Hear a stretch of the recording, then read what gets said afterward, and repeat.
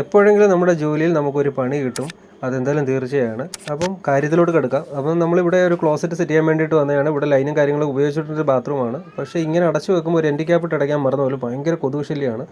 അങ്ങനെ നമ്മൾ ക്ലോസറ്റും നമ്മൾ ഈ പഴയ EWCയും കാര്യങ്ങളെല്ലാം സെറ്റാക്കി നമ്മൾ എല്ലാം ചെയ്തു.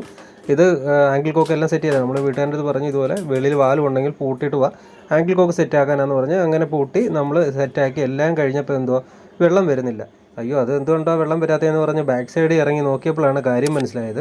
ഈ ബാത്റൂമിൻ്റെ 2 പൈപ്പുകൾ വെളിയിലോട്ട് നിർത്തിയിട്ടേ ഉള്ളൂ, ഇത് കണക്ട് ചെയ്തിട്ടേ ഇല്ല.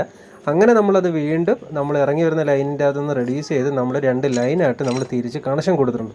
ഇത് വല്ലാത്തൊരു അബദ്ധമായിപ്പോൾ, കാരണം നമ്മളൊരു വൈകുന്നേരം സമയത്ത് ഒരു ക്ലോസറ്റ് മാത്രം വെച്ചാൽ മതി എന്ന് പറഞ്ഞ് വന്നതാണ്.